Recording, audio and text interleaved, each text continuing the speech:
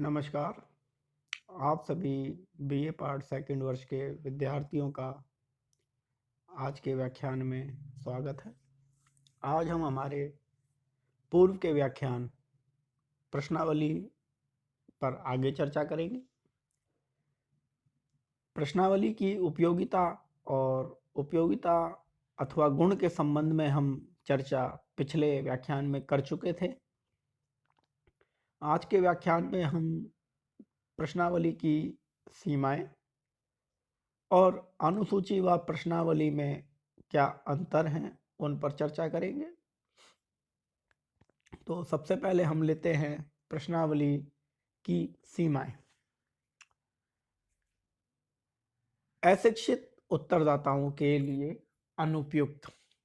प्रश्नावली के संबंध में जब हम चर्चा कर रहे थे तब मैंने आपको बताया था कि प्रश्नावली का उपयोग केवल और केवल शिक्षित उत्तरदाताओं के लिए या शिक्षित सूचनादाताओं के लिए किया जा सकता है, क्योंकि इसमें प्रश्नों के उत्तर स्वयं उत्तरदाता को अथवा सूचनाकर्ता को भरने होते हैं। इसलिए प्रश्नावली अशिक्षित उत्तरदाताओं के काम में नहीं ली जा सकती। यह इसकी प्रथम सीमा है। दूसरी जो इसकी सीमा है वह है उत्तर प्राप्ति की समस्या। जैसा कि आपको विदित है कि प्रश्नावली को डाक के माध्यम से सूचनादाता तक भेजा जाता है और सूचनादाता भी इसे डाक के माध्यम से अनुसंधानकर्ता या प्रेषक को पुनः भेजता है। कई बार ऐसा देखने में आया है अनुसंधान के अनुभवों के आधार पर कि अनुसंधानकर्ता ने सूचना प्राप्त करने के लिए प्रश्नावली को संबंधित उत्तरदाता तक भेजा। किसी कारणवश उत्तरदाता का पता चेंज हो गया तो वह प्रश्नावली पुनः लौट कर आ जाती है, या फिर उत्तरदाता उस प्रश्नावली को तो प्राप्त कर लेता है लेकिन उसकी सूचनाएं भरकर नहीं भेजता, या फिर ऐसी स्थिति भी आती है कि प्रश्नावली संबंधित व्यक्ति तक पहुंचे ही नहीं। इस कारण यह प्रश्नावली की दूसरी सीमा है कि इसमें उत्तर प्राप्ति में समस्याएं आती हैं। अब हम तीसरी सीमा पर चर्चा करेंगे, अपूर्ण सूचनाओं की संभावना। प्रश्नावली के अंतर्गत अपूर्ण सूचनाओं की पूर्ण संभावना होती है। उदाहरण के लिए यदि एक प्रश्नावली में 25 प्रश्न हैं तो यह देखने में आता है कि कुछ ही प्रश्नावलियां ऐसी प्राप्त होती हैं जिनमें सभी 25 प्रश्नों के उत्तर अर्थात सामग्री अनुसंधानकर्ता को प्राप्त हो। कोई ना कोई ऐसा प्रश्न रहता है जिसका उत्तर किसी भी कारण से उत्तरदाता की समझ के आधार पर या उत्तरदाता के पूर्वाग्रहों के आधार पर वह उत्तर प्रश्न का सही उत्तर नहीं लिख पाता या गलत उत्तर लिख देता है। इस तरह प्रश्नावली के माध्यम से जो सूचनाएं प्राप्त होती हैं उन सूचनाओं की पूर्णता भी संदेह के परिप्रेक्ष्य में आती है, अतः अपूर्ण सूचनाओं की संभावना पूर्ण बनी रहती है। चौथा है व्यक्तिगत संपर्क का अभाव। प्रश्नावली की समस्या या सीमा यह भी है कि इसमें सामाजिक अनुसंधानकर्ता और उत्तरदाता के मध्य व्यक्तिगत संबंध स्थापित नहीं हो पाता, व्यक्तिगत संपर्क का अभाव होता है और व्यक्तिगत संपर्क के अभाव के कारण प्रश्नावली कमजोर हो जाती है सूचना उपलब्ध करवाने में। पांचवी जो सीमा है वह है अस्पष्ट लेख। सामाजिक अनुसंधानकर्ता तो प्रश्नावली को स्पष्ट सरल भाषा में मुद्रित करके ही उत्तरदाता तक पहुंचाता है, डाक के माध्यम से पहुंचाता है, परंतु यह देखने में आता है कि जब उत्तरदाता इन प्रश्नों का उत्तर संबंधित रिक्त स्थान पर लिखता है तो उसकी जो लिखावट है वह कई बार अस्पष्ट होती है, अर्थात पढ़ने में नहीं आती। ऐसी स्थिति में जो सूचनाओं का जो उत्तर है वह कमजोर पड़ जाता है, पूर्ण सूचना सामाजिक अनुसंधानकर्ता को प्राप्त नहीं हो पाती है। गहन अध्ययन में अनुपयुक्त कई सामाजिक अनुसंधान ऐसे होते हैं जिनमें गहनता की आवश्यकता होती है, गहनता की जरूरत होती है। ऐसी परिस्थिति में प्रश्नावली के माध्यम से जो सूचनाएं प्राप्त होती हैं वह सूचनाएं गहन सामाजिक अनुसंधान के लिए अनुपयोगी हो जाती हैं, क्योंकि सामाजिक अनुसंधानकर्ता स्वयं जब सूचनाओं का तथ्य संकलन करता है तो उन्हें सूचनाओं से संबंधित कुछ ऐसे तथ्य भी प्राप्त होते हैं जो उसकी अनुसूची में या प्रश्नावली में से प्राप्त नहीं होते। ऐसी स्थिति में गहनता के अध्ययन में गहन अध्ययन में प्रश्नावली अनुपयोगी हो जाती है। सार्वभौमिक प्रश्न असंभव प्रश्नावली के अंतर्गत कुछ ऐसे प्रश्न होते हैं जो सभी विषयों से संबंधित होते हैं, ऐसे प्रश्नों का समावेश प्रश्नावली में असंभव हो जाता है और उसके उत्तरों की प्राप्ति नहीं हो पाती है। उत्तरदाताओं की भ्रांतियां उत्तरदाताओं की भ्रांतियों से आशय है कि किसी भी एक प्रश्न को दो उत्तरदाता अपने अपने नजरिए से समझते हैं। ऐसे में उनके जो उत्तर प्राप्त होते हैं वह भ्रांति को उत्पन्न करते हैं, अर्थात जो सूचनाएं प्राप्त होती हैं वह सही नहीं होती। ऐसे में इसका जो सामाजिक अनुसंधान है उस पर नकारात्मक प्रभाव पड़ता है। भावनात्मक प्रेरणा का अभाव प्रश्नावली के अंतर्गत यह सबसे बड़ी सीमा आती है, इसकी कमजोरी निकलकर सामने आती है कि यह मोटिवेशनल अर्थात प्रेरणात्मक नहीं होती। उदाहरण के लिए जब कभी सामाजिक अनुसंधानकर्ता प्रश्नावली को किसी व्यक्ति के पास भेजता है तो वह उसका उत्तर नहीं देता, वह शांत रहता है, कुछ प्रश्नों के उत्तर नहीं देता या फिर वह उसे पुनः सामाजिक अनुसंधानकर्ता तक नहीं पहुंचाता, अर्थात भावनात्मक प्रेरणा का अभाव प्रश्नावली के अंतर्गत होता है। निम्न सीमाओं के होते हुए भी प्रश्नावली एक व्यापक क्षेत्र में, बहुत बड़े विशाल भू क्षेत्र में अध्ययन करने की सबसे सरल प्रविधि है। अब हम प्रश्नावली और अनुसूची में अंतरों पर चर्चा करेंगे। इसके जो अंतर के जो मैंने 7 आधार लिए हैं वह 7 आधार अत्यंत सरल है।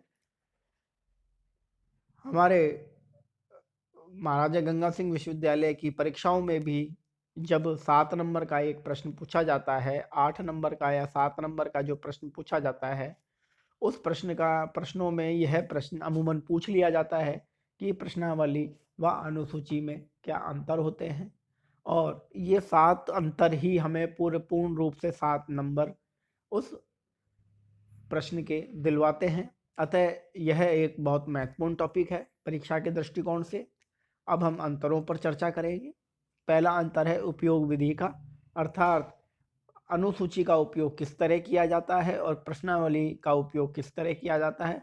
तो अनुसूची स्वयं अनुसंधानकर्ता उत्तरदाता के पास जाकर प्रश्नों को मौखिक रूप से पूछता है और उनके उत्तर स्वयं अनुसंधानकर्ता भरता है, जबकि प्रश्नावली डाक के माध्यम से प्रेषित की जाती है और डाक के माध्यम से प्रेषित की जाने के कारण इसके जो उत्तर हैं वह उत्तरदाता को भरने होते हैं, ना कि सामाजिक अनुसंधानकर्ता को इसके उत्तर भरने होते हैं। दूसरा है सूचनादाता के आधार पर। अनुसूची में सामाजिक अनुसंधानकर्ता का सूचनादाता से प्रत्यक्ष संपर्क होता है, जबकि प्रश्नावली में सामाजिक अनुसंधानकर्ता से उत्तरदाता का प्रत्यक्ष संपर्क नहीं होता। अतः यह दूसरा महत्वपूर्ण अंतर अनुसूची और प्रश्नावली में आता है। अध्ययन क्षेत्र अनुसूची का उपयोग एक सीमित क्षेत्र के लिए ही किया जा सकता है। जबकि प्रश्नावली का उपयोग एक बहुत बड़े विशाल भूक्षेत्र में किया जा सकता है और प्रश्नावली में के माध्यम से बहुत कम समय में सूचनाएं भी प्राप्त की जा सकती हैं। शिक्षा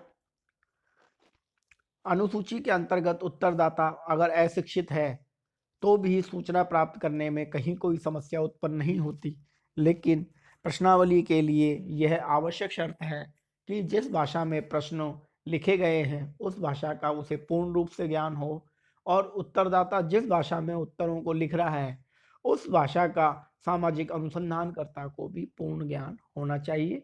इसलिए प्रश्नावली शिक्षित उत्तरदाताओं के लिए ही उपयोग में लाई जाती है। अशिक्षित उत्तरदाताओं के लिए प्रश्नावली अनुपयोगी सिद्ध हो जाती है।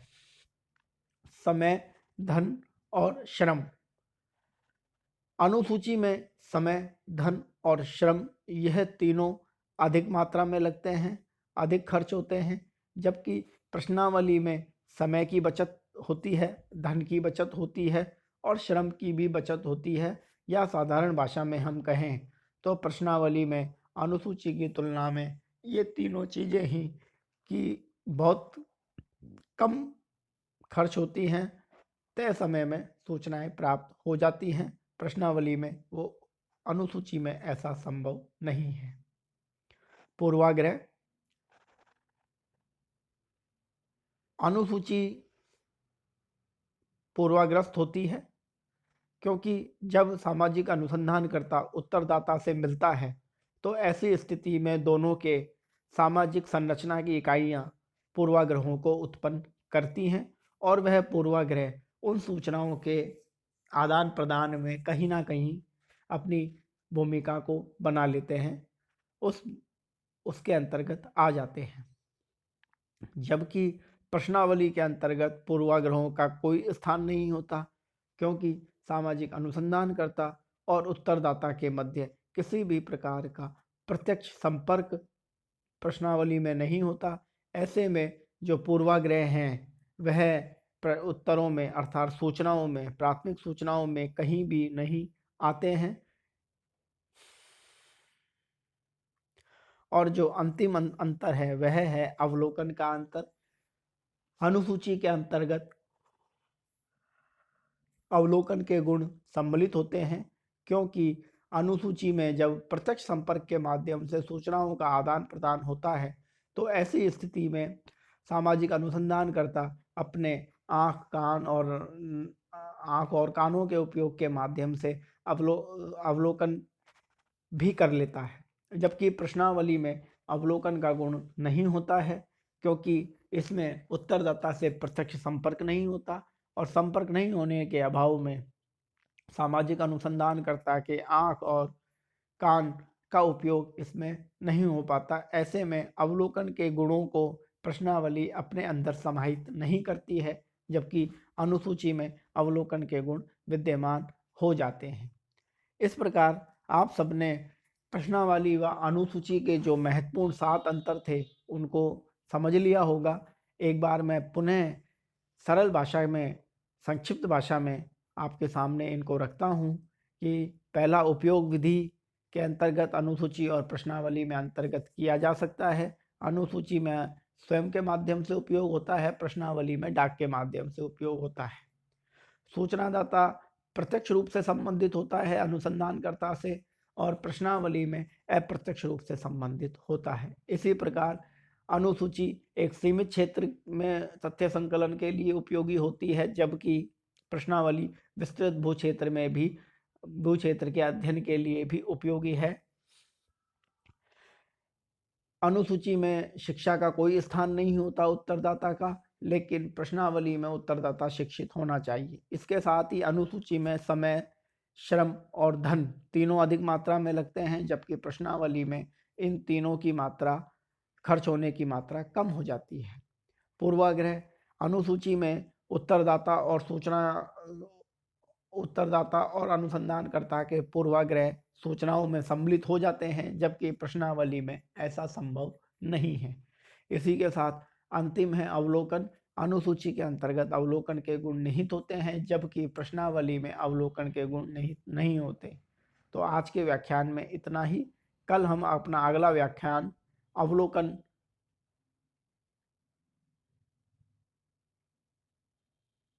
जो है उस पर चर्चा करेंगे।